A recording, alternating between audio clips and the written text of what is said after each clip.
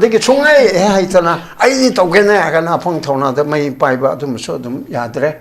카르시 강바 야마 강바 방나들수 머니푸르기 와리 강바 머니푸르기 마라 빠이비기 하우도럭비기 마람 강바 아두데기 머니푸르기 포와리 아두데기 라이리베기 와리 마람체 강가 아두음바 왕앙바 하이바 마로이나 아이 앙바 하이바 한dak mar ai kalna hairiche ngangba haite ba manipuri politician singche ngak vote ki toksenna be ai ri pasa pege na ai ke khalchen bi haibe de haini kanamai tawdna leader amabu ai ngangba che tahan ga de ge haibise aina mamang de chandrapni puthoga praman thogi bido all party ki biren goi kairo purga 2002 de chatpada prime minister Bajpayee chi chumma ngamme ba ko adugi mawongdo chandrapni ki phalam da ba ya te kaya am de ko Prime Minister Simana ngang attentively तादर मामा के लिए चिंतना ठीक है क्या चाहिए आपको गाना high से अदुगुम्बा अमा जिकी लेरिबा नरेंद्र मोदी क्वाइट की साथी खरबा सुपनम तौबदा कन खरबा आई राजनीति के मोयदा फाबु फतबगी नतबदा ऑटोक्रेटिक स्टाइल दा बीजेपी ने शासन पाइरिम नेरगा बीजेपी ने पाइबोइन उत्तबा मोदी ने पाइबोइन Modi angang phaw sana bada nungai masi lawbada aduna modi na yabi matu na tawjabani india gi manung da state tararom bjp ne simisro ibasida akoi bjp gi di asini haide ba ko modi ji na ibu chanmi badagi asuk pasa pibire modi ji na adu tawbida gi prakha pa sabu chatra ma thabak khalle mi anga ma thabak khan musu modi yoine prime minister asin adu bagi pot adu magi system adu da कोई लेरिम ने बा अदुना कोईना मथंग लाखदोबा असिदे मी ओइना बहुत थागछि नांगबा ngamba पदि सानबा ngamba रामना अखोगी कनो तोबा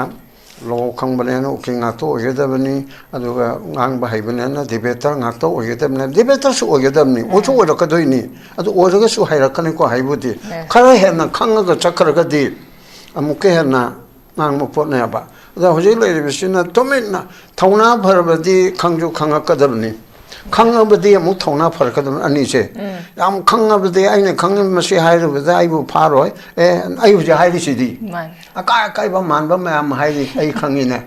I want to come to Yaroi, one get low on a Yabaneva, fundamental right, freedom of speech and expression. As the Mr. Money, and Hanim Gay Hayo, I in Yadaba. Monda, Maratugaini, Haiba, Manipur Togaini, Haiba, Manipur Tokaini Tani, Hayo, Haiba to the Adedana. At Logi Manundo, the Manipur Sela, Katariba, Gamenchina, sovereign state, Mo, hello, she Aina Yabaniko, she to Kangdavan winning in Constitution of India, Manunda,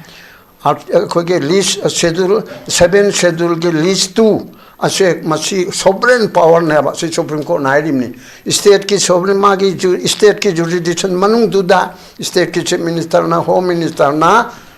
list entry 1 de yauriba ko list 2 ashe sovereign power si season haibana ba aduda ko sasan pairim ko unity or having a statement myam phongdo khare adu sem bangam dana lakhibani handaki nonini sida amuk government sem bagi amuk tawraiba haibitare masi handaki matang se susoi soi dena semagani na pabung expectation da leibibra aduga hana gumna dumak chinda semani dang haraga thabok oina di sem da bagi condition dum lakani khanbibra kamai thamini baw hoi chumme meeting ama masi nu da phung manga makhai de haibra ama taunana ba manipur ge bjp ge mle sing aduga loinana mokoi da mateng pang makhada su yaubra Asambada Mapungana Manipur ki BJP ki ruling MLA Beli ki Nagagi aduga Kuki ki Pola Kaugiba Ewapam Mani Kali ki Kauguno Hana Haibachi agenda this one Yaupam Topani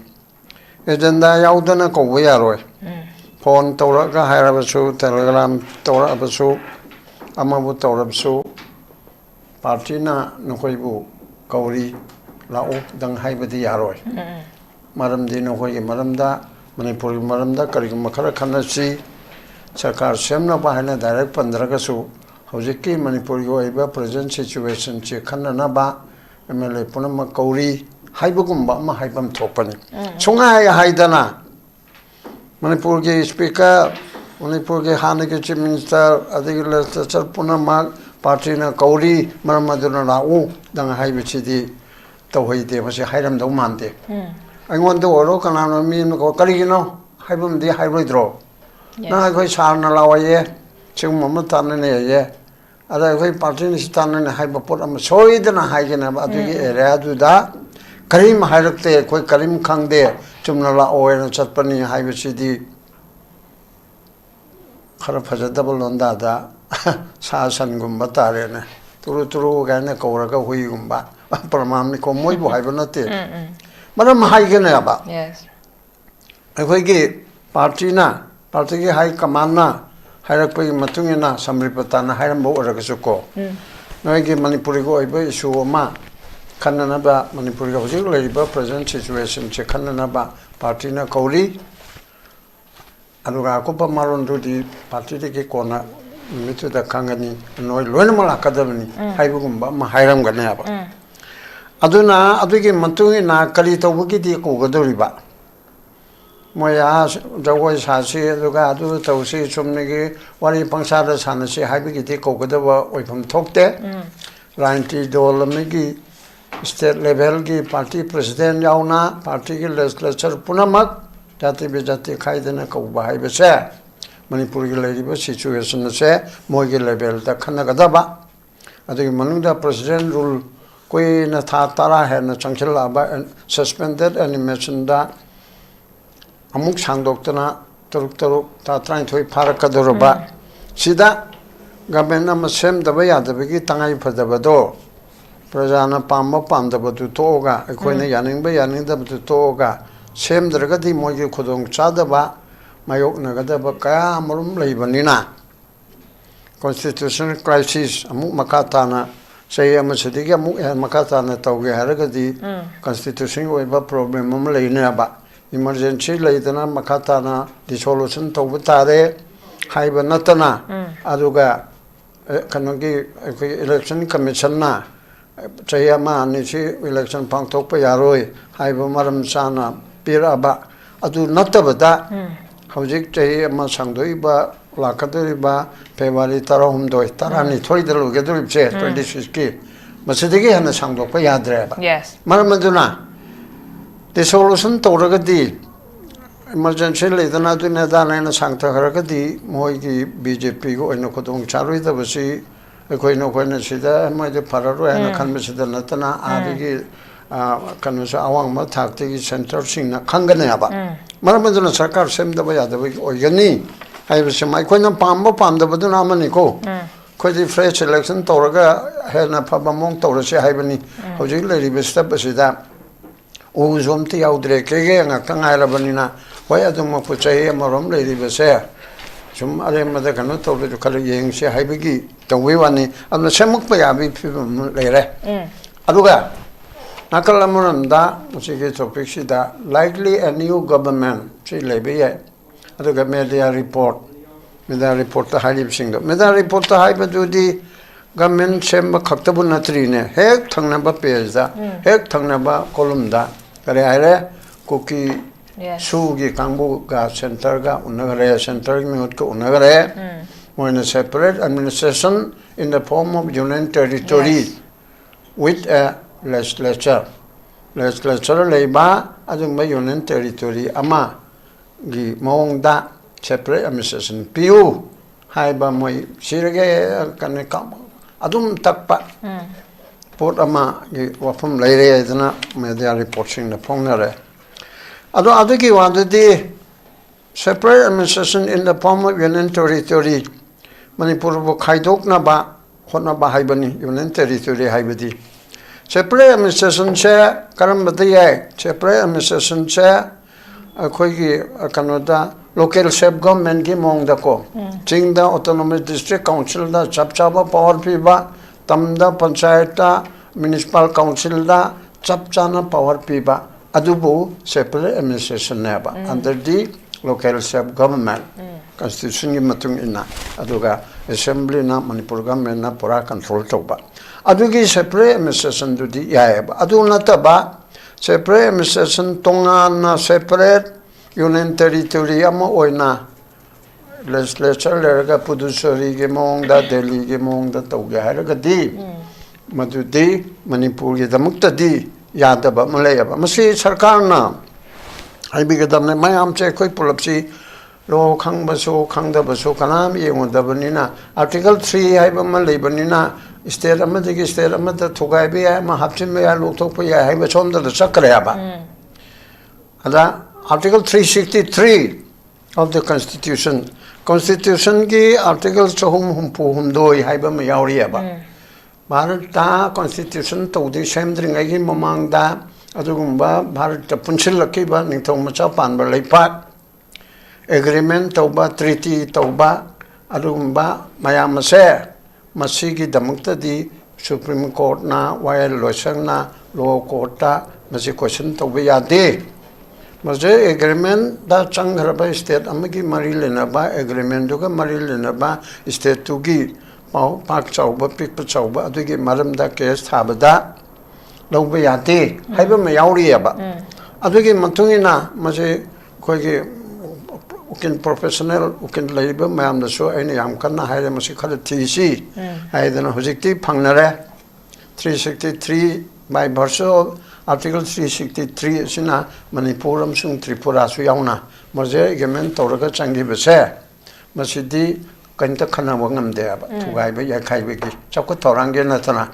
manipur gi piri ba adu square kilometer lising kunitoi chom kuntare aduga tripura gi su lising kan lejeri be saruk se machi thugai be ya de ba but jammu kashmir di ya ba judicial review tawre aduga proper tu tawraga moidi major agreement da changi banate instrument of accession da hanagi defense foreign affairs currency aduga communication mayam pitho oga koi manipur gi chu tawdu man pitho oga 11 august 40 chamenda tawgi adu khaktani aduga maje agreement tawbanate ba malam maduna maje agreement ki treaty gumba amada sovereign amaga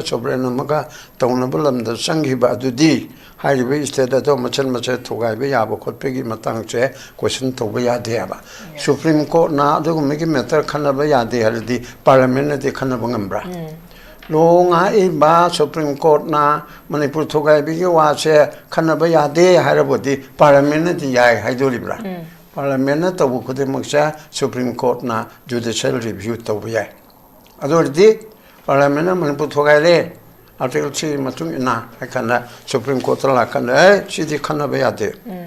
parliament gi jurisdiction nati ene kakhine ba hoi aduna tongan ba matam da akang he mayamam yauragat ni narasi masi damukta di adugumba separate administration union territory tan mase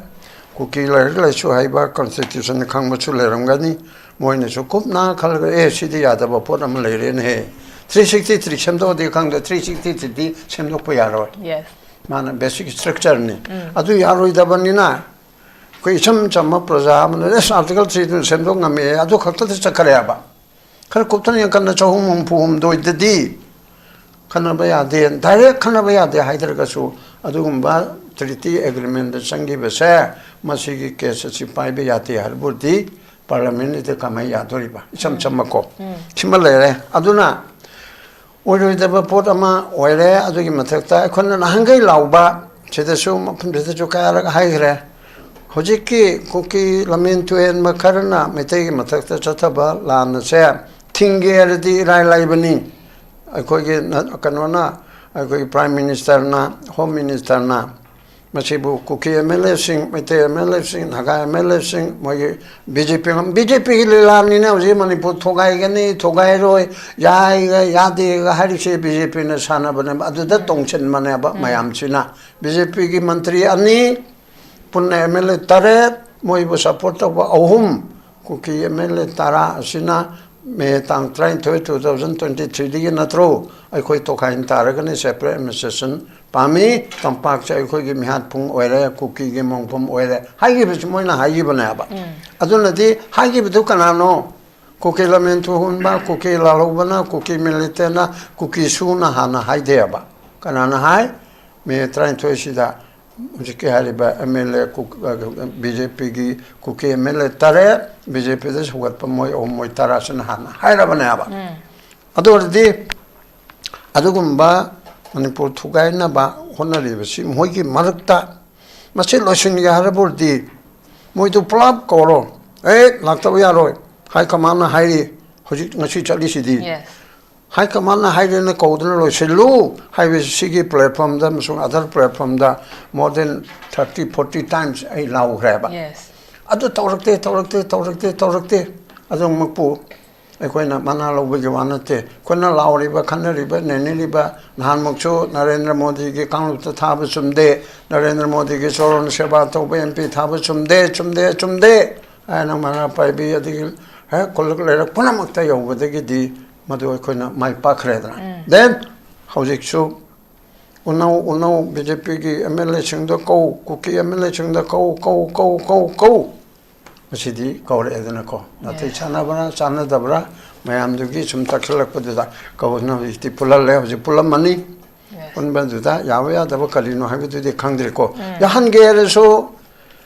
Amit ꯁꯥꯍꯅ Narendra ꯃꯣꯗꯤꯕꯨ ꯌꯧꯗꯅꯅꯦ Narendra Modi ꯆꯥꯎꯅ ꯑꯗꯨꯝ ꯊꯝꯈ꯭ꯔꯣꯅꯦ ꯑꯃꯤꯠ ꯁꯥꯍꯗꯨꯅ ꯑꯗꯨꯝ tackle ꯇꯧꯕ ꯌꯥꯕ ꯄꯣꯠ ꯀꯔꯤ ꯅꯣꯏ ꯑꯗꯨꯒꯨꯝꯕ ꯑꯣꯏꯔꯣꯏꯗꯕꯗꯨ ꯇꯧꯅꯨ ꯈꯣꯠꯅꯨ ꯅꯣꯏ ꯃꯟꯇ꯭ꯔꯤ ꯑꯅꯤ ꯂꯧ ꯍꯥꯟꯅꯒꯤ ꯂꯧꯐꯝ ꯊꯣꯛꯄꯗꯨ ꯃꯍꯨꯠ ꯁꯤꯟꯒꯦꯔꯥ ꯀꯅꯥꯅꯣ ꯆꯨꯔꯆꯥꯟꯄꯨꯔꯝꯗꯒꯤ ꯑꯃ ꯄꯤꯔꯣ ꯑꯗꯨꯒ ꯄ꯭ꯔꯃꯥꯟꯕꯨꯀꯣ ꯃꯣꯏ ꯃꯅꯨꯡꯗꯨꯗ ꯑꯩꯅ ꯌꯥꯎꯁꯤꯜꯂꯨꯕ ꯌꯥꯕ ꯅꯠꯇꯦ ꯑꯗꯨꯃꯥꯏꯅ ꯇꯧꯔꯒ ꯅꯤꯡꯊꯤꯖꯅ ꯋꯥꯏ ꯂꯩꯔꯒ ꯇꯧꯔꯒ ꯏꯝꯐꯥꯜꯗꯁꯨ ꯄ꯭ꯔꯣꯕ꯭ꯂꯦꯝ ꯂꯩꯇꯦ ꯏꯝꯐꯥꯜꯗꯗꯤ ꯀꯨꯀꯤ ꯆꯪꯉꯛꯄ ꯌꯥꯔꯣꯏꯁꯦ ꯀꯅꯥꯒꯨꯝꯕ ꯃꯩꯔꯥ ꯄꯥꯏꯕꯤ ꯑꯃꯠꯇꯅ ꯀ꯭ꯂꯕ ꯁꯪꯁꯊꯥꯟ ꯑꯗꯨꯒ ꯀꯣꯀꯣꯃꯤ ꯑꯃꯀꯣ ꯀꯥꯡꯕꯨ ꯑꯃꯠꯇꯅ ꯀꯨꯀꯤ ꯆꯪꯉꯛꯄ ꯌꯥꯔꯣꯏ ꯍꯥꯏꯕꯁꯤ ꯍꯥꯏꯗꯦꯕ ꯑꯩꯈꯣꯏ ꯆꯪꯉꯛꯎ ꯍꯥꯏꯗꯅ ꯗꯥꯏꯔꯦꯛ ꯍꯥꯏꯗ꯭ꯔꯕꯁꯨ ꯑꯩꯈꯣꯏ ꯀꯨꯀꯤ ꯆꯪꯉꯛꯄ ꯌꯥꯔꯣꯏ ꯍꯥꯏꯕꯁꯤ ꯂꯩꯇꯦꯕ MLA ꯃꯌꯥꯝꯗꯣ ꯂꯥꯛꯇꯅ ꯋꯥꯁꯛꯄꯒꯤ ꯃꯟꯇ꯭ꯔꯤ ꯃꯟꯗꯣꯜ ꯋꯥꯁꯛꯄꯒꯤ MLA ꯃꯌꯥꯝꯗ ꯀꯣꯄꯤ ꯆꯥꯝꯃ ꯂꯥꯛꯄꯗ ꯅꯣ ꯄ꯭ꯔꯣꯕ꯭ꯂꯦꯝ ꯑꯣꯏꯔꯣꯏ ꯍꯥꯏꯅ ꯈꯜꯂꯦꯕ ꯑꯗꯨꯒꯨꯝꯕꯒꯤ ꯄꯣꯠ ꯑꯗꯨꯗ ꯍꯧꯖꯤꯛꯀꯤ ꯂꯩꯔꯤꯕ ꯐꯤꯕꯝꯁꯤꯗ ꯒꯃꯦꯟꯠ ꯑꯣꯐ ꯏꯟꯗꯤꯌꯥꯅ ꯑꯀꯟꯕ ꯁ꯭ꯇꯔꯟ ꯑꯦꯛꯁꯟ ꯅꯠꯇ꯭ꯔꯒ ꯋꯥꯔꯅꯤꯡ ꯅꯠꯇ꯭ꯔꯒ ꯊꯦꯝꯕꯕꯨ ꯑꯣꯏꯔꯕꯁꯨꯀꯣ ꯇꯧꯔꯒ ꯅꯣꯏ ꯍꯟꯗꯛꯀꯤ ꯃꯇꯥꯡꯁꯦ ꯀꯩꯅꯣ ꯇꯧꯗ꯭ꯔꯗꯤ ꯅꯨꯡꯉꯥꯏꯔꯣꯏ ꯍꯥꯏꯗꯅ ꯇꯧꯔꯒ ꯀꯨꯀꯤ ꯌꯥꯎꯔꯦꯔꯒ ꯒꯃꯦꯟꯁꯤ ꯁꯦꯝꯒꯗꯕꯅꯤ ꯑꯗꯨꯒꯨꯝꯕꯗꯨ ꯁꯦꯝꯃꯕꯗꯤ ꯃꯗꯨꯅ ꯌꯥꯝ ꯐꯅꯤ ꯍꯥꯏꯅ ꯑꯩꯈꯣꯏꯅ ꯑꯁꯥ ꯇꯧꯕ ꯅꯠꯇꯦ ꯆꯍꯤ ꯑꯃꯔꯣꯝꯁꯦ ꯃꯁꯤꯗ ꯀꯥꯕꯛꯄ ꯑꯣꯏꯔꯒꯁꯨ ꯑꯦꯁꯦꯝꯕ꯭ꯂꯤ ꯂꯩꯔꯅꯤ ꯃꯥꯅ ꯑꯦꯁꯦꯝꯕ꯭ꯂꯤꯁꯤ ꯀꯩꯅꯣ ꯇꯧꯗꯣꯔꯤꯕꯅꯤ ꯄ꯭ꯔꯁꯤꯗꯦꯟ ꯔꯨꯜꯗꯨ ꯑꯃꯨꯛ ꯍꯥꯡꯗꯣꯛꯀꯗꯣꯔꯤꯕꯅꯤ ꯂꯧꯊꯣꯛꯀꯗꯣꯔꯤꯕꯅꯤ ꯑꯗꯨ ꯑꯣꯏꯔꯕꯗꯤ ꯑꯦꯁꯦꯝꯕ꯭ꯂꯤ ꯂꯩꯔꯗꯤ ꯃꯌꯥꯝ ꯋꯥ ꯈꯟꯅꯕ ꯇꯥꯟꯅꯕ ꯑꯣꯄꯣꯖꯤꯁꯟ ꯔꯨꯂꯤꯡ ꯐꯥꯂꯤꯡ ꯑꯩꯈꯣꯏꯅ MLAꯁꯤꯡꯁꯦ ꯐꯠꯇꯦ ꯈꯣꯠꯇꯦꯅ ꯄꯪꯉꯥꯏ ꯍꯩꯕꯅ ꯑꯗꯨꯝ ꯏꯟꯗꯤꯕꯤꯖꯨꯋꯦꯜꯗ ꯑꯈꯪꯕ ꯍꯩꯕ ꯌꯥꯝ ꯌꯥꯎꯔꯤꯕꯅꯦꯕ ꯑꯗꯨ ꯄꯨꯜꯂꯕ ꯀꯥꯟꯗ BJPꯒꯤ ꯑꯣꯏꯔꯛꯄ ꯀꯥꯟꯗ ꯔꯨꯂꯤꯡꯒꯤ ꯑꯣꯏꯔꯀꯥꯟꯗꯨꯗ ꯃꯔꯣꯟ ꯊꯣꯛꯇꯦ ꯍꯥꯏꯕꯅꯦꯕ ꯑꯗꯨ ꯑꯦꯁꯦꯝꯕ꯭ꯂꯤꯗꯨꯗ ꯃꯅꯤꯄꯨꯔꯒꯤ ꯃꯦꯇꯔ ꯈꯟꯅꯔꯛꯄꯗ 3-4-5ꯔꯛꯇꯤ ꯐꯝꯃꯅꯤꯗꯅ ꯆꯍꯤ ꯑꯃꯒꯤ ꯃꯅꯨꯡꯗꯀꯣ ꯑꯗ ꯃꯅꯤꯄꯨꯔꯒꯤ ꯑꯋꯥꯠ ꯑꯄꯥ ꯃꯌꯥꯝꯅ ꯅꯤꯡꯕ ꯊꯨꯡꯗꯕ ꯃꯌꯥꯝꯁꯦ ꯇꯥꯟꯅ ꯇꯤꯛꯅꯕꯒꯤ ꯈꯨꯗꯣꯡꯆꯥꯕꯗꯁꯨ ꯐꯪꯉꯦꯕ ꯑꯗꯨꯒ ꯁꯣꯝꯗ ꯑꯩꯅ ꯏꯊꯠꯇꯅ ꯍꯥꯏꯕꯗꯣ ꯃꯄꯥꯟꯒꯤ ꯃꯤ ꯑꯃꯅ ꯔꯥꯝꯗꯥꯁ ꯀꯧꯕ ꯑꯃꯅ ꯑꯩꯒꯤ ꯏꯃꯨꯡ ꯃꯅꯨꯡ ꯆꯂꯥꯏꯔꯦ ꯍꯥꯏꯕꯁꯤꯗꯤ ꯅꯨꯡꯉꯥꯏꯕ ꯈꯔ ꯋꯥꯠꯂꯦꯕ ꯐꯠꯇ꯭ꯔꯕꯁꯨ ꯑꯩꯒꯤ ꯏꯆꯥ BJPꯗꯣ ꯏꯆꯥ ꯑꯇꯣꯝꯕꯗꯣ ꯄ꯭ꯔꯃꯥꯟ ꯑꯃꯅꯤꯀꯣ ꯑꯗꯨꯅ ꯂꯝ ꯍꯦꯜꯂꯕꯁꯨ ꯅꯪ ꯐꯖꯅ ꯊꯣꯡꯉꯨ ꯆꯥꯛ ꯊꯣꯡꯉꯨ ꯅꯄꯥ ꯅꯃꯥ ꯅꯤꯡꯊꯤꯅ ꯁꯦꯕꯥ ꯇꯧ ꯍꯥꯏꯗꯅ ꯑꯩꯈꯣꯏ ꯇꯥꯟꯅ ꯇꯤꯛꯅꯕ ꯑꯩꯈꯣꯏꯅ ꯂꯥꯎꯕ ꯈꯣꯡꯕꯗ ꯇꯥꯒꯗꯕꯗꯨ ꯑꯣꯏꯗꯅ ꯍꯥꯏꯗꯅ ꯁꯨꯃꯥꯏꯅ ꯊꯝꯒꯦ ꯄꯥꯕꯨꯡꯅ ꯌꯥꯝ ꯐꯖꯅ ꯊꯝꯕꯤꯈ꯭ꯔꯦ ꯑꯩꯈꯣꯏꯒꯤ ꯍꯟꯗꯛꯀꯤ ꯑꯩꯈꯣꯏꯒꯤ ꯗꯦꯜꯂꯤꯗ BJPꯒꯤ MLA ꯄꯨꯂꯞ ꯑꯣꯏꯅ ꯀꯧꯔꯛꯄꯁꯤꯗ ꯑꯩꯈꯣꯏꯒꯤ ꯀꯨꯀꯤ MLA 8ꯁꯨ ꯌꯥꯎꯔꯤꯕꯅꯤ ꯄꯨꯂꯞ ꯑꯣꯏꯅ ꯑꯄꯨꯟꯕꯒꯤ ꯑꯣꯏꯅ ꯀꯧꯔꯀꯥꯟꯗ ꯑꯩꯈꯣꯏ ꯄꯨꯡ 3 ꯁ꯭ꯋꯥꯏꯗꯒꯤ ꯁꯦꯗꯨꯜ ꯇꯧꯈꯤꯕꯅꯤ ꯍꯧꯖꯤꯛꯁꯦ ꯌꯥꯝꯅ ꯀꯟꯅ ꯎꯅꯔꯝꯈꯤꯅꯤ ꯑꯗꯨꯕꯨ ꯎꯅꯕꯗ ꯀꯔꯤ ꯔꯤꯖꯣꯜꯁꯟ ꯇꯥꯔꯛꯀꯗꯕꯅꯣ ꯍꯥꯏꯕꯗꯤ ꯉꯥꯛꯇꯔꯒ ꯈꯪꯒꯗꯕꯅꯤ ꯃꯁꯤꯒꯤ ꯃꯇꯥꯡꯁꯤꯗ ꯍꯥꯏꯕꯗ ꯍꯟꯗꯛꯀꯤ ꯃꯇꯥꯡꯁꯤꯗꯗꯤ ꯈꯤꯇꯪ ꯑꯩꯈꯣꯏ ꯒꯚꯔꯟꯃꯦꯟꯠ ꯑꯃ ꯁꯦꯝꯃꯛꯄ ꯌꯥꯕꯒꯤ ꯄꯣꯁꯤꯕꯤꯂꯤꯇꯤꯁꯦ ꯈꯤꯇꯪ ꯍꯥꯏ ꯑꯣꯏꯅ ꯂꯩ ꯍꯥꯏꯕꯒꯤ ꯋꯥꯐꯝꯗꯨꯅꯤ ꯑꯩ ꯃꯊꯪꯁꯦ ꯑꯣꯖꯥꯒꯤ ꯇꯥꯖꯦꯟꯗ ꯂꯥꯛꯆꯒꯦ ꯁꯨꯝ ꯇꯞꯅ ꯃꯠꯂꯒ ꯂꯥꯛꯑꯦ ꯃꯁꯤꯅ ꯃꯔꯝ ꯑꯣꯏꯔꯀꯥꯟꯗ ꯃꯈꯣꯏꯒꯤ ꯑꯣꯏꯕ ꯇꯣꯉꯥꯟꯕ ꯂꯦꯖꯤꯁꯂꯦꯆꯔ ꯑꯃꯈꯛ ꯁꯦꯝꯃꯀꯥꯟꯗ ꯌꯨꯅꯤꯌꯟ ꯇꯦꯔꯤꯇꯣꯔꯤ ꯑꯃꯈꯛ ꯗꯤꯃꯥꯟ ꯇꯧꯕꯒꯤ ꯄꯣꯠꯁꯦ ꯂꯥꯛꯄꯅꯦ ꯍꯥꯏꯕꯒꯤ ꯄꯣꯠ ꯑꯃꯈꯛ ꯂꯩ ꯑꯗꯨ ꯑꯣꯏꯇꯥꯔꯒꯗꯤ ꯃꯈꯣꯏꯒꯤ ꯑꯣꯏꯕ ꯆꯤꯐꯁꯤꯡꯅ ꯂꯦꯟ ꯑꯣꯅꯔꯁꯤꯞ ꯄꯥꯏꯔꯒ ꯂꯩꯕꯒꯤ ꯀꯟꯗꯤꯁꯟ ꯁꯤ ꯑꯩꯈꯣꯏ ꯃꯅꯤꯄꯨꯔ ꯒꯚꯔꯟꯃꯦꯟꯠꯁꯤꯅ ꯃꯠꯂꯦ ꯍꯥꯏꯕꯅꯤ ꯃꯈꯣꯏꯒꯤ ꯐꯟꯗꯥꯃꯦꯟꯇꯦꯜ ꯔꯥꯏꯠꯁꯤꯡꯁꯦ ꯄꯥꯕꯨꯡ ꯀꯃꯥꯏꯅ ꯊꯝꯕꯤꯅꯤꯡꯉꯦ ꯑꯗꯨ ꯑꯣꯏꯇꯥꯔꯗꯤ ꯃꯈꯣꯏꯅ ꯍꯧꯖꯤꯛ ꯇꯥꯜꯂꯤꯕ ꯗꯤꯃꯥꯟꯁꯦ ꯐꯪꯈꯤꯕ ꯇꯥꯔꯒꯗꯤ ꯏꯂꯤꯒꯦꯜ ꯏꯃꯤꯒ꯭ꯔꯦꯟꯁꯤ ꯂꯦꯞꯇꯅ ꯑꯗꯨꯝ ꯆꯪꯁꯤꯜꯂꯛꯄ ꯌꯥꯕꯒꯤ ꯀꯟꯗꯤꯁꯟ ꯑꯃꯈꯛ ꯂꯩꯕꯅꯤ ꯀꯃꯥꯏꯅ ꯊꯝꯕꯤꯅꯤꯡꯉꯦ ꯌꯥꯔꯣꯏꯌꯦ ꯂꯣꯟꯅ ꯌꯥꯔꯣꯏꯗꯕ ꯋꯥꯅꯤ ꯄꯪꯉꯥꯏ ꯍꯥꯏꯕꯅꯤ ꯈꯪꯗꯕꯒꯤ ꯃꯅꯤꯄꯨꯔ ꯊꯨꯒꯥꯏꯕ ꯌꯥꯔꯣꯏ ꯂꯈꯥ ꯑꯃ ꯇꯧꯔꯁꯨ ꯃꯔꯝ ꯃꯌꯥꯝ ꯑꯃ ꯂꯩꯈ꯭ꯔꯦ ꯃꯌꯥꯝꯗꯨꯒꯤ ꯂꯣꯟꯅ ꯊꯤꯡꯉꯤꯕ ꯌꯥꯗꯕ ꯃꯌꯥꯝꯗꯨꯒꯤ ꯃꯊꯛꯇ ꯑꯩꯈꯣꯏꯒꯤꯗꯤ June 18나 좀 삭히니 메라 파이비나 나하로나 tauba movement Nagaland gi chiminita na periona 2001 ge matung chai mari mangal leraga ormale man statement amada haigiaba Manipur gi nupi singi thongna naharol singi thongna ase assembly bawba thugaiba ngambagi thauna se naga 10% dang naga gi marakta yauramabadi nahana Nagaland sining thamgani hai harabana aduna mamaida aina su yam toina haibado army na bawba kinaido masina lo na yade na haibo khotpa leiba maya masidi ke nam hadana lanthor aba bawda mara paibiga na harogla leibanina I yam tanaba ya ma tobe I gi lokhong chen ma ya I gi lokhong chelan ba su yaroi prithibi mayam na yang kani aduna adu chungoi oitho roya ba separate administration oitho oi tawgera nga sa aina harido edc da sakti pibiu chingi adike tamgi chu rural gi leiriba konoda jila parishata panchayat sakti pibiu chamanana adu de separate aibo adu dum oire adu na tabda state khaido oga tawba ha union territory ni na traga state ni chungoi oithoi da bopona ba da government vidyalay ko ne sauning ibdi oiroi da yaroi da ba nan ekm sana chu khangre da ko maji aina yaujaba sangthana ma ukil sing retire judge Nocturnisher koi mam semba citizen for justice haina malayaba aduna September amada president da memorandum pibada pass is and down yaureba Manipur sa separate administration union territory Manipur khaidok pa yade malamdi constitution si hai haibadagi anak thamuki manang faida moi kuki ge wali sanabada ekmisrana hai hari do ministry ge Manipur ga Tripura ga di tonganba mo ibinin moiti thogaibi yate hai greba acknowledge to greba aduna yaroi da poda document inda ne masidi chunga yaro he masidi Manipur praja puna makna yarabisu achigumba constitution binding ama lebani protection ama lebani asiti tora anu haina ha topa kanglup amana aduguma greater lam tanba natraga tu homeland tan mese Manipur da di yadreba Manipuram sung Tripura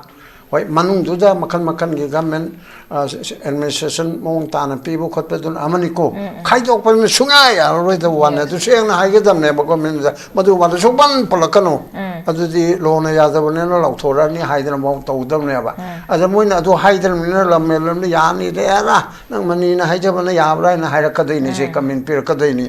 as article 363 dudi naina bana tabina kali 363 ra section do ko lore ga na ipang na haidorim ne ba aduna yaroi da bopotu di yaroi na haira ka lore now hausi ki government chamber je government se hena phabat to ka ne haibana te ba ke ge ni ke ge duda ngasai pirak pada machi thokpa haibra mo bo thagala ina ke ge do machi pan ba haibra ama ohen biu samani hari adaida hoi mayam di marakta di akhoi khalu ba yadre moi kontra ga tare na sukhan jabang maroi adigi pick and choose hey nang oro haina hairaga tawdori me ba ko oi da bo era ba so akhoi na de solution to waraga su yaroi da ba migi majority leiri ba du hoi na haibisima oira roe ba to honning ba wane akhoi na de jolu to ga sayang na to ga no ba mayam khale se handak te akhoi campaign to dana 8 pasa bi yaroi adu to ba yaroi Hyderabad campaign committee ma vote lepta ba kambu mayam sena citizen mara pabi mayam toraga ama sagat kena khalle ba ko wa kan han mamang the sagat pa fail ho gibna ba civil society organization mayam yaudda dana ana paisa hek yalmada adege adugumba ma se kano mapan thokpa yaroi adi prem dandi da haitare ko democracy gi matungina law gi matungina di tawgadamni pu cheiba hat pa no mena ka pa tawgadi yade adu ma yaroi haidana adu ge kano ma sagat pa ma change ba adu tawdringe marak sedadi pangna sana ba ma lakadori se phane haibna ta akhona paigadorim ne mara paibena sujata na aduga porele mere na kangla me na adri in pi samaj na adri aduna adana kokomi na amuko na folks na saswanchi prajana paigadorim na ba in the name of chief minister Thomas Chauba pamba mantri tara ma thoi phamba adri mle singda khoi ruling ni ga na khara satan ma khol pa khara moi pangthok tok jaba khoi na sillaga khoi na chokri da phamda ba akhona lampak ta leraga sorok ta leraga mayam hauraga chigi chi tawgadabani adana mayam akang he mayam tanarga government da representation piba chief minister sahab chigi pangthokadamni adari mara paibna chi tawbudi mayam na yana budi oitai ko akhoi kharagi interest ta pangthok tawya de aduna lakadriba government che hojiki matana government pai bisi politician khaktana pai dreba mapung di moina pai ba akhoi in gadabne ba maramdi am cholabani na politician leitarabani na sason pai ba haitarabani na mla oi ba haitarabani na mi gumna mi na mla oi darabani na mi gumna thabuk to sason pai ba haitarabani na akhoi Kuchumi or the Limni Prozai Kuchu, a quick Martaki Tanare, Technare, in the Damnab, in Batayaba. Aduna, Chahi Matang, they ado in Batayab. Aduki Poto, Yam Tenthaba Chuchum de Toxitor Oi, Carinobu 2027 February Master Todini Maskedweda. Yes. Adordi. Tataru Yoram Dai Ama Botkin, Langa, Magi Pasata, and a Kendra Kendra the Kumdanako, Mantri Mandol Mamchi, Todini, Aduni Sasun Paiduripsi, December Kiloram Dai, Same and Kalona, January, February, March, April, May, June, Chuba Budanine, Tatarukum and July, give it the 8, Tatarukang election, no Tato, Nangi Kendra, Nangi Kendra, the Long Kumu. Hai na party na whip la adoni whip la pai di bot ka jege di no honoro no ki badnam lai ba mam do yen bara phoi bara kehen bara tawro hai dui ne ba aduna thataru khumma khatane ba adui di sai ke sa na hai ja February suksem chemaroi February bu tawri di March April May June thamari khatane adui di sasun paining aroi ba Haibadi January Bobo 27 January February Bobo Paget the board of so both Mayadu di Chapchaba Mantri MLA roll do Maya Manipur Pumagi Tower Aroeba my Magi Amnaba the Tawi Aroe and a Chay Taru Suya Ponte I can regain when I talk Vibra I talk with Togeni I can read I cargalore I like the Kajitan Matamze yes Adore with the Matamsiam Lik Panina December Matam when a same Gargati Moyu in a Hay Hangchin Mak Tang Trama Panda Parliament Lorani, Kunkunmat with the same Drabodi Kasukana Pangoyaba. Aduga, wait, when a Karigidam the same do you know the constitutional period Basida, Constitution gi Matung in a Hanegi popular government, Aduna, Constitution gi provision gi Matung in a Tabuk to Wangam Dre Havanaba. My party manungi chay nabanu bo orabasu amana bo orabasu ngam jadre hairam naba adu central lokshile central lokshile mai sung ngamroi ana president will say chaptana dissolve tore thataru adik masang amachu thataru sangtawe adu election torani haiba potuna tabanina sum khak tana suspended animation goide dong khangi be toksinari jeo saka semdoi ne na adu dege adu bo yadre mayam tore mata amutanga Makatana suspended animation and Torini, Adugi Loram Loipalam, that was Tataram Soredna. Yes. Adu di Katangachela Avanin Tani, Batangachela Avanina, said the Sakar Semodravadi, Moidu, Ture, Kogide, Matuna Sembadamni, Semoidam Hibanate, Apabadi Pangaroeba, 2027 Yodri Bauba, 27 Gi, Plam Todana, 27 day, Quina, Bolepo Kotpiki, Wanati. Lemna ka hojik bawa da bola nani chongtong na chingge mi gum bamta yaudri ne moin tara ga saugadra ai bu yaubi da ba de aduga adugi function du da na habi yam haya ba ai na nungai ro mi na le ba kan da ai yauge party parang yeng da na mi na bolle pu mi na ta ba as ai di ai mayang be dang ta tau doi ni ai su mo oja ba tha do ka do rim ni ga na hai ba do Sing what I get to Hyadre. Aduguma, Tori, but she has upon the tongue. She Masana, I bought a colin, I have Michi to Buchum de. Ryan did all Punamakna. I could presana both me a Pabamican can buy Gigi Prasana, Pabamican, Patawanga to Tara de Carmacandino. I hear from Montelido. Oh, Gamana, Oman, Huyam, and a Hodong, and Uchi, and a Tagalena. BJP to Tagalam, party Mangas, Haribamina, Tabum Mangas, Tagalena. Aduda Pagba Aida. Walk the Gidi, Huin Hana Pagadra. Uchi di non eroi, Hodong Chunong eroi. Oh, Chokan to Hui to deep, Kongo. Adu Takashi. Hidden a Kangadorim never. Adugumadu, Adunataba, me Mortagi.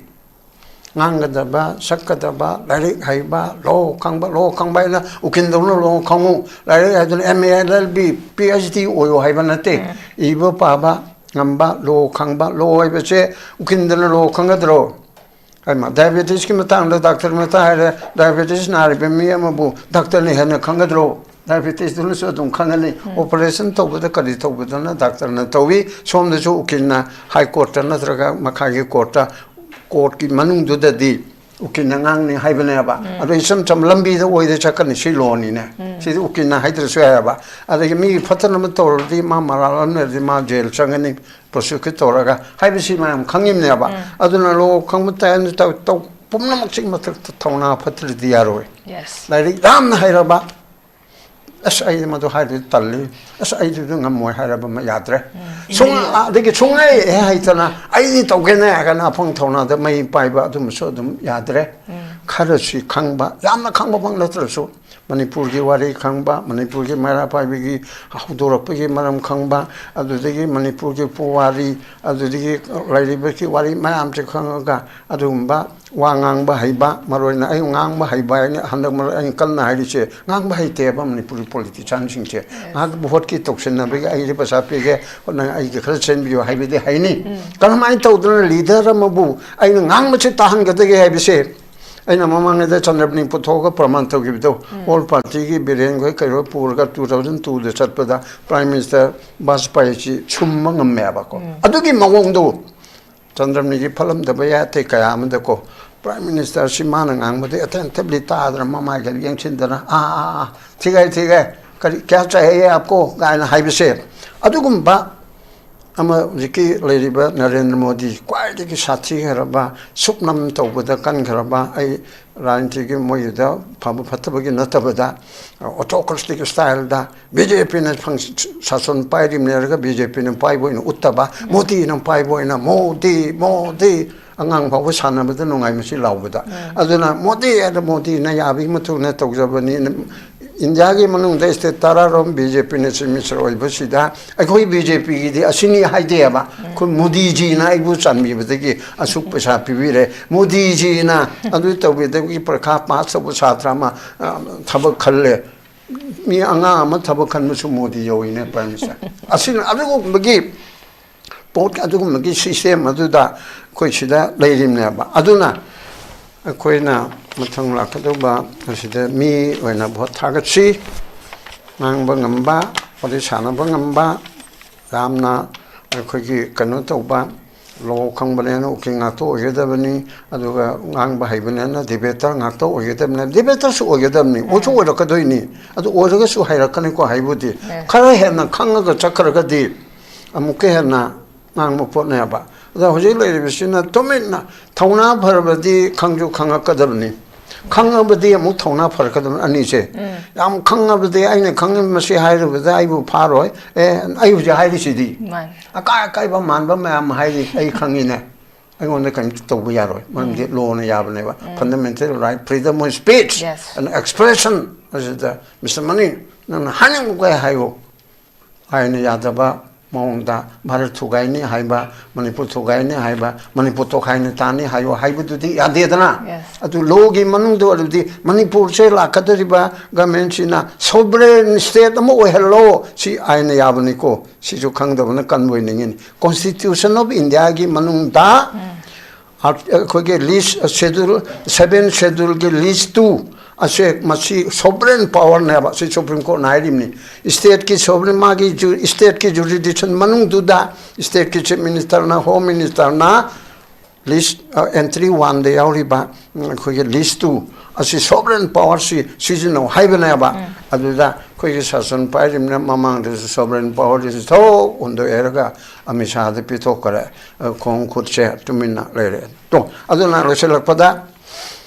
अखोगी माइसे Karipur का चलु दैनो गायना हाइबो मयाम म eco सिसो ai हाइनिंग तौबनी करी माइ पुदुना चलि जानो जामनी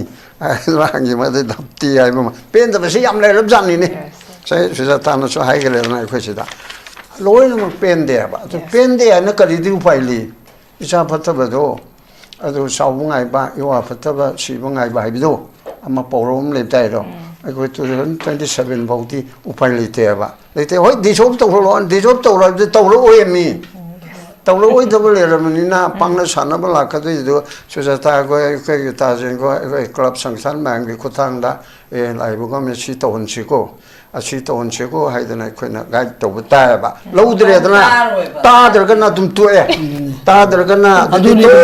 ꯆꯍꯤ ꯑꯅꯤꯗꯨ ꯇꯥꯗꯕꯗꯩꯅ ꯇꯥꯗ꯭ꯔꯦꯗꯅ ꯊꯥ ꯇꯔꯨꯛ MLA ꯇꯔꯥꯒꯤꯗꯣ ꯃꯣꯏ ꯏꯊꯤꯛꯁ ꯀꯥꯏꯔꯤꯅꯤ ꯍꯥꯏꯅꯤ ꯆꯪꯉꯤꯅꯤ ꯇꯧꯔꯤꯅꯤ ꯀꯅꯥ ꯇꯧꯕꯤꯒꯦꯗꯨꯅꯤ ꯑꯗꯨꯒꯤꯗꯣ ꯃꯣꯏꯅ ꯀꯩꯅꯣꯝꯃ ꯈꯟꯕ ꯂꯩꯔꯝꯒꯅꯤ ꯀꯣꯡꯒ꯭ꯔꯦꯁꯁꯨ ꯌꯥꯎꯅ ꯃꯗꯨ ꯃꯣꯏ ꯇꯔꯥꯏ ꯑꯃꯗ ꯀꯦꯁ ꯇꯧꯁꯤ ꯍꯥꯏꯗꯅ ꯀꯣꯡꯒ꯭ꯔꯦꯁꯀꯤ ꯑꯗꯨꯁꯨ ꯃꯥꯒꯤ ꯆꯠꯅ ꯄꯣꯊꯥ ꯄꯥꯕꯨꯡꯒꯤ ꯂꯣꯗ ꯂꯩꯔꯒ ꯑꯁꯣꯏꯔꯛꯑꯒꯗꯤ ꯇꯧꯐꯝ ꯊꯣꯛꯄꯗ ꯇꯧꯁꯦ ꯍꯥꯏꯕ ꯑꯗꯨ ꯃꯥꯏꯅ ꯋꯥꯔꯛ ꯀꯥꯟꯗꯨꯗꯅꯦꯕ ꯂꯣꯏ ꯐꯔꯛꯇꯣꯏꯁꯦ ꯑꯗꯨꯅꯦ ꯑꯩꯅ ꯍꯥꯏꯗꯣ ꯇꯧꯁꯦ ꯍꯥꯏꯕ ꯌꯥꯗꯦꯕ ꯑꯗꯨꯅꯦ ꯑꯩꯅ ꯍꯥꯏꯁꯦ ꯑꯩꯅ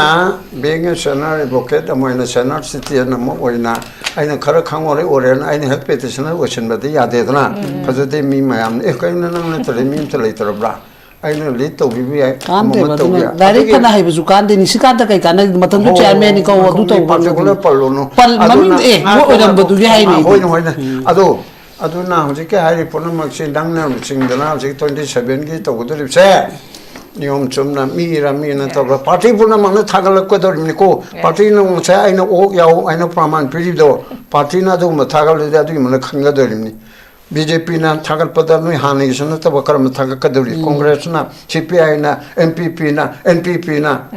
ꯅꯣꯏꯒꯤ ꯑꯩꯈꯣꯏ ꯍꯥꯟꯅꯗꯒꯤ ꯀꯨꯏꯅ ꯂꯩꯖꯔꯕꯅꯤ ꯃꯥ ꯄꯤꯅ ꯑꯗꯨ ꯇꯧꯕ ꯑꯗꯨ ꯌꯥꯔꯣꯏ ꯄꯥꯏꯗꯅ ꯇꯧꯗꯣꯏꯅꯦꯕ ꯀꯃꯤꯇꯤ ꯑꯃ ꯁꯦꯝꯃꯛꯈꯤꯒꯤꯅ ꯁꯦꯝꯒꯤꯁꯤꯅꯦ ꯑꯗꯨꯒ ꯈꯔ ꯋꯥꯡꯕ ꯂꯦꯚꯦꯜꯗꯀꯣ ꯄꯥꯔꯇꯤ ꯑꯃꯠꯇꯒ ꯃꯔꯤ ꯂꯩꯅꯗꯕꯗ ꯚꯣꯠ ꯂꯦꯞꯄꯣꯏꯗꯕ ꯃꯌꯥꯝꯒꯤ ꯄꯨꯜꯂꯦꯔꯒ ꯀꯦꯟꯗ꯭ꯔꯒꯤ ꯀꯃꯤꯇꯤ ꯁꯦꯝꯗꯅ ꯑꯗꯒꯤ ꯃꯅ ꯄꯥꯏꯕ ꯑꯣꯔꯒꯅꯥꯏꯖꯦꯁꯟ ꯃꯌꯥꯝ ꯇꯧꯗꯅ ꯆꯥꯛꯆꯥ ꯍꯩꯖꯥꯟꯅꯕ ꯍꯦꯛ ꯇꯧꯔꯝꯕꯗ ꯍꯥꯏꯅ ꯍꯥꯠꯄ ꯇꯨꯞꯄꯗꯤ ꯌꯥꯗꯦꯀꯣ ꯑꯥꯏꯟꯒꯤ ꯃꯇꯨꯡ ꯏꯟꯅ ꯇꯧꯐꯝ ꯊꯣꯛꯄ ꯃꯌꯥꯝꯅ ꯏꯟꯊꯣꯛꯑ ꯂꯣꯏꯔꯦꯅ ꯅꯪ ꯚꯣꯠꯀꯤ ꯆꯥꯛ ꯆꯥꯅꯔꯝꯃꯤ ꯑꯗꯨ ꯅꯨꯃꯤꯠ ꯅꯤꯅꯤ ꯃꯄꯥꯟ ꯊꯣꯛꯈ꯭ꯔꯅꯤ ꯏꯆꯝ ꯆꯝꯅ ꯚꯥꯞ ꯇꯥꯃꯤꯟꯅꯗ꯭ꯔꯤ ꯐꯥꯎꯕ ꯍꯥꯏꯗꯅ ꯑꯗꯨꯒꯨꯝꯕꯒꯤ ꯃꯑꯣꯡꯗ ꯆꯠꯊꯔꯒ ꯆꯣꯛꯄ ꯆꯨꯝꯃꯦꯕ ꯁꯨꯝ ꯁꯥꯡꯗꯣꯛꯈꯤꯗꯧꯔꯦ ꯁꯤꯗ ꯂꯣꯏꯁꯤꯜꯂꯒꯦ ꯄꯥꯕꯨꯡ ꯌꯥꯝ ꯐꯖꯅ ꯊꯝꯕꯤꯈ꯭ꯔꯦ ꯑꯩꯈꯣꯏꯒꯤ ꯂꯩꯔꯤꯕ ꯂꯤꯗꯔꯁꯤꯡꯁꯦ ꯑꯩꯈꯣꯏꯒꯤ ꯕꯦꯁꯤꯛ ꯑꯣꯏꯅ ꯑꯩꯈꯣꯏꯒꯤ ꯈꯪꯐꯝ ꯊꯣꯛꯄ ꯀꯟꯁꯇꯤꯇ꯭ꯌꯨꯁꯟꯗꯨꯗꯤ ꯈꯪꯕ ꯑꯃ ꯗꯔꯀꯥꯔ ꯑꯣꯏ ꯈꯪꯕ ꯄ꯭ꯂꯁ ꯑꯗꯨꯕꯨ ꯈꯪꯉꯦ ꯍꯥꯏꯔꯒ ꯑꯩꯈꯣꯏꯒꯤ ꯊꯧꯅꯥ ꯐꯨꯗꯣꯛꯄ ꯉꯝꯗ ꯇꯥꯔꯒꯗꯤ ꯑꯗꯨꯁꯨ ꯑꯗꯨꯝ ꯀꯔꯤꯒꯨꯝꯕ ꯑꯝꯇ ꯀꯥꯟꯅꯗꯕꯒꯤ ꯄꯣꯠ ꯑꯃꯈꯛ ꯂꯥꯛꯇꯣꯔꯤꯕꯅꯤ ꯑꯗꯨꯕꯨ ꯍꯧꯖꯤꯛ ꯒꯚꯔꯟꯃꯦꯟꯠ ꯁꯦꯝꯕꯒꯤ ꯃꯇꯥꯡꯁꯦ ꯑꯩꯈꯣꯏ ꯃꯇꯝ ꯂꯩꯁꯤꯜꯂꯛꯇ꯭ꯔꯦ ꯑꯩꯈꯣꯏꯒꯤ ꯐꯦꯕ꯭ꯔꯨꯋꯥꯔꯤꯗ ꯆꯍꯤ ꯑꯃ ꯐꯥꯒꯗꯕꯅꯤ ꯐꯦꯕ꯭ꯔꯨꯋꯥꯔꯤꯁꯤꯗꯤ ꯀꯨꯏꯗ꯭ꯔꯕꯅꯤ ꯑꯗꯨꯅ ꯐꯦꯕ꯭ꯔꯨꯋꯥꯔꯤ ꯐꯥꯔꯁꯠ ꯋꯤꯛ ꯁꯦꯀꯦꯟ ꯋꯤꯛ ꯁ꯭ꯋꯥꯏꯗ ꯑꯣꯏꯕꯅꯤꯅ ꯑꯩꯈꯣꯏꯒꯤ ꯊꯥ ꯑꯃꯒ ꯁꯝꯊꯤꯡ ꯅꯨꯃꯤꯠ ꯈꯔꯅꯤꯈꯛ ꯉꯥꯏꯔꯕꯅꯤꯅ ꯃꯁꯤ ꯃꯇꯝꯁꯦ ꯌꯥꯝꯅꯃꯛ ꯂꯩꯇ꯭ꯔꯕꯅꯤ ꯗꯤꯁꯦꯝꯕꯔ ꯂꯥꯁ ꯋꯤꯛ ꯐꯥꯎꯕꯒꯤ ꯃꯅꯨꯡꯗ ꯁꯦꯝꯍꯧꯗ ꯇꯥꯔꯒꯗꯤ ꯃꯁꯤ ꯀꯩꯝꯇ ꯀꯥꯟꯅꯔꯣꯏꯗꯕꯒꯤ ꯄꯣꯠ ꯑꯃꯈꯛ ꯂꯥꯛꯄꯗꯨꯅꯤ